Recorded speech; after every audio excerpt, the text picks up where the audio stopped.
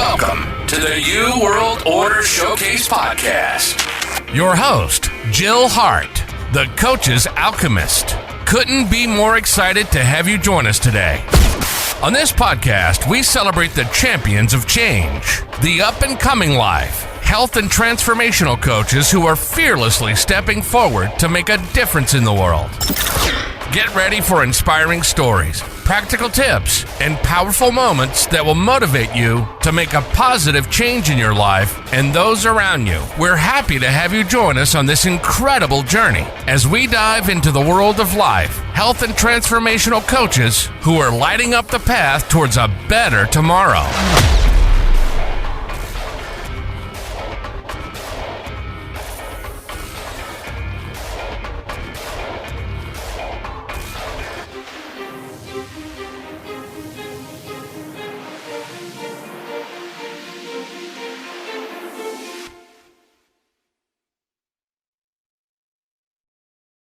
Hi, and welcome to the New World Order Showcase Podcast. Today we have Jehan, and he is here to tell us about getting to the root of self-sabotage. I'm really excited to talk to you about this because really it's the crux of the problem in most people's cases.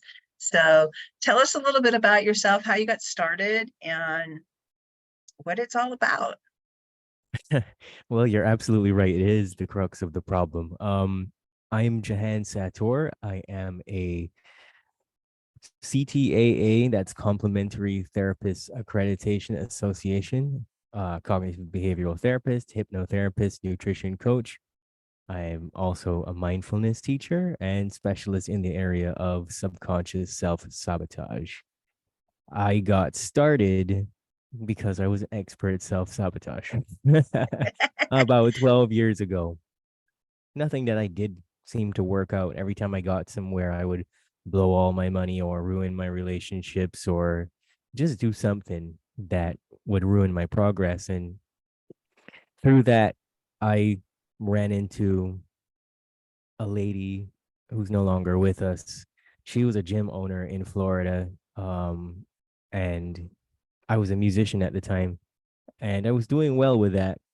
But she kind of saw that I needed additional help, and she pulled me into the side and she said, "Hey, I want to help you, and anything that you need, you can just let me know."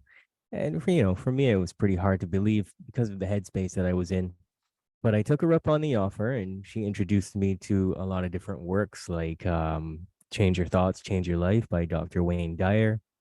Suddenly after that, things started showing up for me, all these different books on psychology and spirituality and things like that. And I got very much into that. And so I just started cleaning up my life from there, and magical things happened. I began to, as they say, manifest. Woo, manifest. All these different opportunities that I really wanted started happening, and I just couldn't quite figure out what it was that had changed. And that sent me on a soul searching mission to figure out exactly what happened. And, 12 years later, here I am. It's really amazing how most of our journeys start with ourselves. And like you said, self-sabotaging is like everybody kind of starts there. Even if it's a health problem, you're sabotaging your own health by what you eat or whether you exercise or not. It all really comes back down to that core thing you're doing. Even your thoughts. I mean, you can have really negative thoughts all day long, and that's self-sabotaging yourself because it's not hurting anybody else. It's just hurting you. So that's why this is so interesting to me, because it is really the basis for really making progress. I mean, when you were starting to make changes and you recognized that, how did that impact your life? I mean, how did you talked about things magically changing, but in looking back, do you see how the progress went? Well, first of all, things didn't magically change. When you are a chronic self-sabotager, someone can be telling you something or giving you the right information, or you could be doing the right thing at the right time, and you don't see it because you're Mhm. consumed with self-sabotaging patterns, right? Your subconscious mind is in control of all of that. And what I realized was that I just couldn't quite see what it was that had changed. And that forced me to ask different questions. Most people that I have ever met in this work, they don't really have that capacity yet. And I say yet to realize that they're making the choices that they're making for a reason. And they don't ask that question. Okay, now what is it that I am actually doing here? What am I not seeing? And I guess that was true for me as well. I really didn't see what was happening in and around me, most importantly, in me. And I wasn't yet ready to accept responsibility for the power of choice. So I guess I would sum it up with that, my choices and my ability to become aware of my choices, even like you said, choices of thought started coming to the surface. And very smartly, I decided to think differently and act differently. And it was hard. It always is hard. It's hard in the beginning, but it does get easier, I think. It's like learning any new skill. Hmm. Everybody starts at the beginning and you're not very good at it. Hmm. But you keep working that muscle and then it just becomes who you are instead of that person that you were. And especially around thoughts, because we don't really think about what we think about unless we're conscious of thinking about what we're thinking about. And Yeah. just thinking about things that move you towards what you want instead of what you don't want, leave space for what you want to happen, right? As opposed to we call the things we don't want to us by thinking about them all the time. Yeah, exactly. And we like to point the finger. I know that firsthand. And we would point the finger at things that, um, we were doing. We found ourselves in those situations. And that's usually how it works for us on this planet. We end up in a bad situation. We don't have the mental fortitude, the strength to even wrap our minds around the idea that everything that we have right now in this terrible moment is because we repetitively thought that thing or we were exposed to it repetitively. And so it just plays out.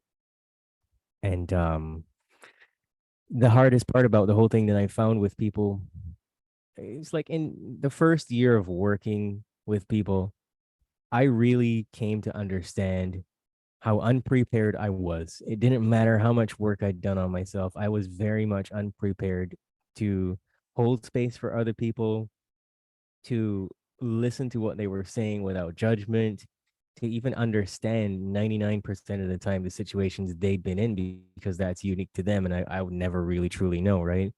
So I had to learn all of those skills on the fly. And I realized that people genuinely just don't know how to do the things that they don't know how to do. They genuinely don't. And oftentimes, this entire sentence is gonna be cliches because you don't see the picture when you're in the frame.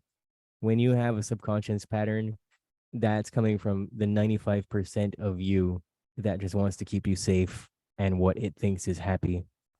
And so you don't see that you're messing up your whole life or messing up opportunities with people, your relationships, your work life, spending all your money. It doesn't look like it to you. So how could you ever work backwards and see that when it's just an automatic faculty of the brain? How could you ever do that? So it's difficult, I empathize with anybody that's self-sabotaging because you're potentially losing everything that you have and you have no clue where to begin. You can't see it. Even if somebody told you, like a regular life coach came along and told you you were doing it, unless they were willing to really go there, with you. And it's difficult. So They have to catch a glimpse at some point, don't you think? I think Like, that they do. And I think that because there's emotion attached to it, that 20 seconds of emotion that's attached to something, it blocks that person from having that self-realizing moment. And it's important because even if you didn't act on that, you would still mentally grow in a different direction that eventually it would change. But most people just want to put their hands up and scream and say, no, I can't deal with this right now. So they turn on the TV or they go have a drink or stick some cake in their mouth or something, you know. I'm not taking a dig at people, but this is what we do. We soothe our emotions with other things we love to avoid and distract from our internal world when in reality our internal world is the outer world. yeah, it's the decisions we make, it's the thoughts we have, it's what creates our reality for us. We're the sum, we are at the point at any given moment, it's the sum of the decisions we've made up to that point. If we want to go somewhere else, we have to make different decisions.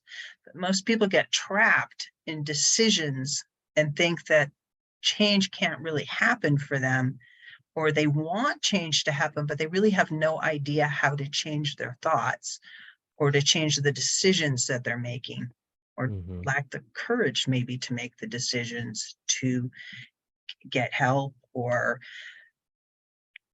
really explore different options, I think. Yeah.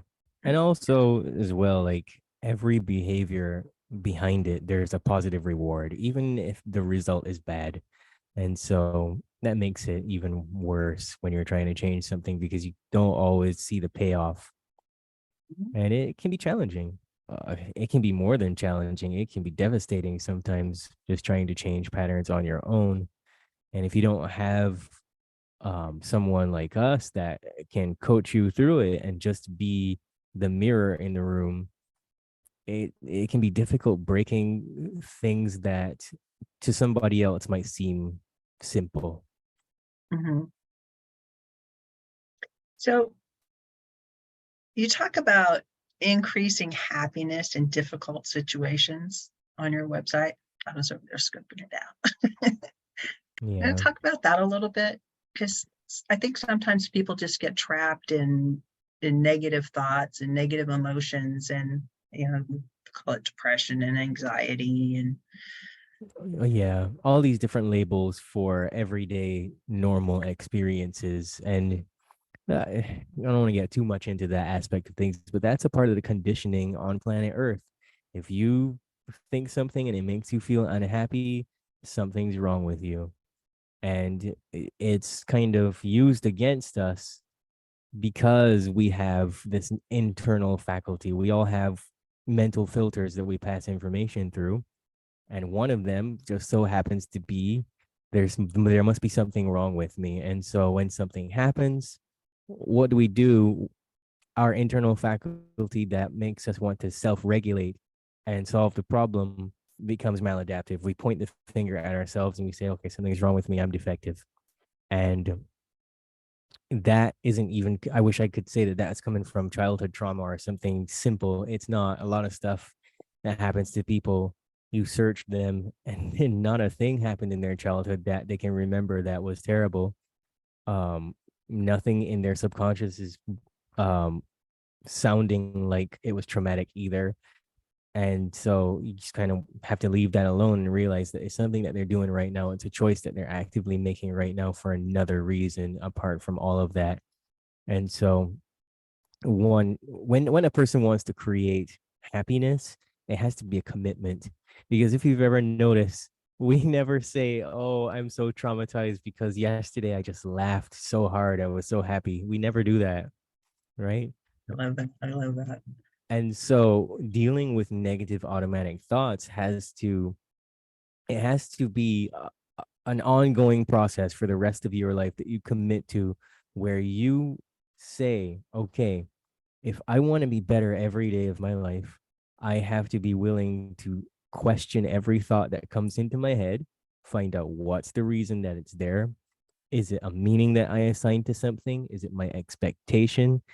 Is there an emotion accompanying this? Okay. So whatever it is I'm triggered by, the outcome is obviously some emotion. What do I believe about this? And you have to live that way forever till the day you die. And what people don't realize is that even though that sounds intimidating, it really isn't, because it creates a depth to your mind where it's like moving from a smaller room into a much bigger room. And then eventually you're in an arena somewhere and you have a lot of space to move around, and there's not so much happening in your head that it gets easier and easier and easier. Of course, there's some brain chemistry that's happening there with the neurons and stuff, the clusters of neurons, but it's more than just that. It becomes a part of you that it's actually very hard to change that once you begin, because you just feel good and you want to turn up the volume on grateful thoughts and joyful thoughts and turn down the volume on garbage. Yeah, that doesn't serve you. And you Yeah. start to look at things that you're thinking about. Yeah, everybody still gets caught once in a while in a negative thought pattern, because we're human and we're all still evolving. But when you get in that and you recognize, hey, I'm thinking about this, makes me feel bad. That if I'm thinking about another person, it's not affecting them, because I'm not telling them about it. The only person that's being injured by this thought is me. Yeah. And it's more than just what's going on in your head as far as the thought. It actually causes a physical reaction in your body when you have negative thoughts. And it's so important to get control of what you're thinking about. Like, people talk about the things, old people like to talk about all the things that ail them. When you're speaking illness over yourself, and Yeah. you're not going to heal from that perspective. And you can. I've seen some pretty miraculous changes just because people believed something else to be true about themselves. Yeah, absolutely. Yep, that's the way it works. You just have to swap one thing out for the other thing. Mm-hmm. And stay focused on it, because if you start, like, Yeah. if you waver, you're gonna fall. Yeah. Yeah. Hmm. But you can practice, and it's not like you're gonna get it right all the time. But Yeah. as you Yeah, go you're ahead. right. You're not going to get it right all the time. And usually those things are where you have to come see the self-sabotage coach or go to Yeah. your local hypnotherapist or something, because that means that it's not a pattern that you can reprogram simply by repetition. There's not enough of a reward there for you to do it. It's too painful. And usually that means that there's language in the subconscious that has a no or a yes after it when you execute a certain thing. And a lot of people get sick because it's not safe for them to let go. So the program is literally, I am not safe to let go. So they're hanging on, they got neck pain, shoulder pain, a kidney or something's going wrong. And it turns out that that's what it is. And it has nothing to do with what they were eating. They changed their diet to a completely healthy diet. Nothing changed. It was something in their subconscious that they weren't even aware of, because it's not going to come up like that. It's not going to come up explicitly. It's not safe for me to let go. So it could be anything when it comes to the mind. It could be anything when it comes to healing a physical body part or something. And it's important that people know at this time in humanity's development that all these other options are available, that there's people that understand this rather than have to get on the hamster wheel. Of labeling at your local doctor's office, you mean? Yeah, you filled it in just right for me. I'm usually much more aggressive, but I'm just trying to dial it back for this one. There's no need. I think doctors are really great if you've broken something and you need something put back together. But beyond that, I think they're pretty much useless across the board. Their Mhm. paradigm has the whole paradigm of healing has shifted so much with the advent of coaches who can really dig into what is causing this problem. And a lot of times it's not just a random physical thing. Like you could have a stomach ache, a chronic stomach ache, and you go to the doctor a million times and he'll tell you it's all in your head. Well, in some ways, I think he's right that it's all in your head, but it's he doesn't give you any tools to actually get it out of your head. And that's, I think, where coaching comes in. Yeah. You gotta love it because things have changed in reality so much, and yet the majority of us just live in old paradigms that are all about fueling the monetary system, essentially. I call it the medical industrial complex. The medical industrial complex. Yep. That's essentially what it's all about, and um I think that the best thing that people can do is ask better questions. Learn to ask better questions. When anything happens, you just ask yourself, for what purpose am I thinking this? And you wait for an answer. You might feel an emotion, question that too. Like it'll only take a few seconds for you to get over that emotion. It doesn't mean that you have to stop in your seat right now and have a whole breakthrough and you gotta get the tissues out and all that. It doesn't have to come down to that. But if you can get yourself thinking slightly differently than you did, man, that makes just so much more of a difference than if you just ignored it and moved on. Absolutely. It's how does your working with you look when your clients come along? Working with me, how does that look? It looks messy. I love it. I usually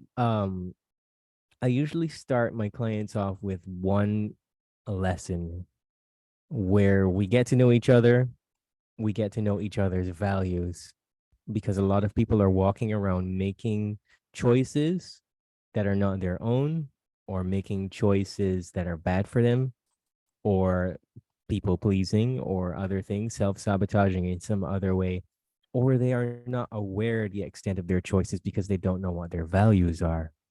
And if a person doesn't have their values that they can rattle off a list of at least their top 3 values, they're living life in an incredibly disempowered way because they're getting pulled in every direction except for the direction that they really want to go. So I usually start there, and then we address what are the areas in their lives that are difficult. What do they keep messing up? If you want to lose weight, your relationships suck, is your health suck? What's going on for you? What's your biggest challenge? And we try to figure out, in very small bites.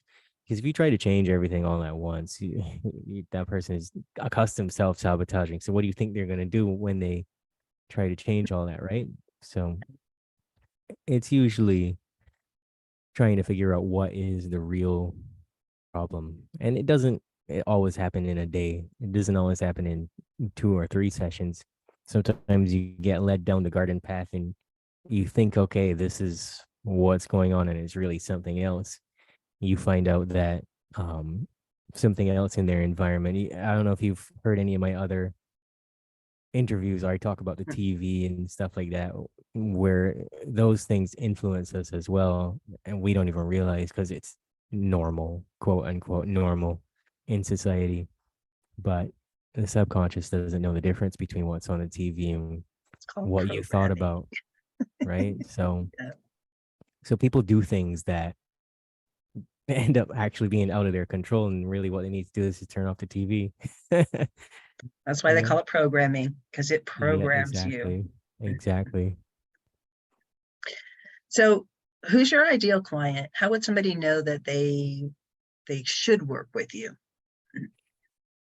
Someone will know that they need to work with me when nothing is going right in their lives. Even if it was at some point, it's not anymore. And no matter what they do to change it, it's just not happening. Do you focus on any one group of people, or are you just like pretty much if you're feeling stuck and you're noticing that things aren't going the way you want them to in life, call Jehan. Yeah, call me.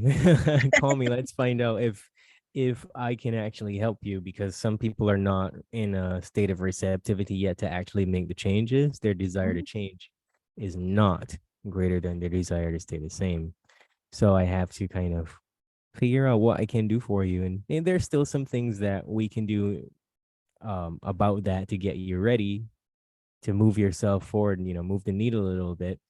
The majority of my clients are actually women. There's very few men are stepping up to the plate and changing themselves, at least as far as I can see. And I think there's a lot of stigma around that women are just like, I'm finding out who I am. I got a purpose and I got to get this all this junk sorted out first. Yeah. I'm Yeah, I hoping that think the guys will catch on. They just like, they're distracted by life. yeah. Life can get hectic and they feel driven to do certain things. And when they get older, perhaps they can slow down enough to say, was that really making me happy? Yeah. But I'm Yeah, you're right. inspired by some of the younger generation. Like I have a daughter who's 19 and her boyfriend's like 20-ish. And they are so in tune with what they want in life and how they want their life to go. And they're not driven by money, like at all. They don't lack for anything. And they have such a great presence when you're around them. They're really fun people, but they're not like party people. They're just people that have different interests and they don't feel the need to have to work their life away, which I think happens to so many people. They just get stuck in this career mold and you're just like, I have to do all of these things. And then the self-sabotaging starts because you're like trying to anesthetize yourself on your off time because you're so miserable while you're working. Well, you just hit the nail on the head right there. Self-sabotage, and for the most part, is a byproduct of enculturation. And that's what the culture says. We have to work hard until we're ready to retire. And then we die after that, It's Yeah, you essentially sit in it. front of the television and die. Yeah, I mean, when you're talking about kids, and not just kids, there are people who have somehow escaped that. They don't follow the money trail and they don't follow what society does, and that's because they're more in tune with what their spirit wants. And the reason why they lack for nothing is because to spirit there is no lack, right? Exactly. Yes, she's. I have 5 kids, and she's the youngest, and she's just like so zen. Probably because she's been doing karate since she was like 5, and their karate is more about exploring reality, like from a energy perspective rather than a societal perspective. It's she's just grown into this amazing human being. I couldn't be more proud of her for the human she's become. Well, that's good to hear. That sounds like she's a really nice young lady. She really is powerful, but sweet as the day is long. She's Stories like that give me hope. yeah, she's just doing so well. So, what's the one thing that you would like to leave the audience with today? Give yourself grace and try to understand that if you're wanting to create something for yourself and it's not working out, there's something that you cannot see, and you need to go talk to someone that can help you see and figure out what exactly it is you need to change, and be willing and open to make those changes, because you're the only person that suffers. Yeah, for sure. And how can people get in touch with you? You can find me on Instagram at Jehan Sattaur. That's JehanSattaur. You can also email me directly at self-sabotageinfo@proton.me. Perfect. And we'll put those links in the description or the show notes. Thank you so much, Jehan, for coming on and chatting with us about this. You've just been like so inspirational in a lot of ways. I really appreciate it. Thank you for having me on. Thank you so much for tuning in to another empowering episode of the You World Order Showcase podcast. We hope you've enjoyed hearing from our incredible life, health, and transformational coaches who are making a profound impact on the world. Remember, change begins with you, and you have the power to transform your life and the lives of others. If you want to take that next step and unlock your true potential, visit thecoachesalchemist.com, where you can find the 3 ways we can help you for free to spin your talent into gold with clarity, a system, and a plan. Don't forget to hit the subscribe button so you never miss an inspiring episode. And if you enjoyed today's show, we'd greatly appreciate it if you could leave us a review on your favorite podcast platform. Your feedback means the world to us and helps us reach more people with our positive message. Stay connected with us on social media for updates, behind-the-scenes content, and upcoming guest announcements. You can find us on Facebook at the You World Order or simply visit thecoachesalchemist.com.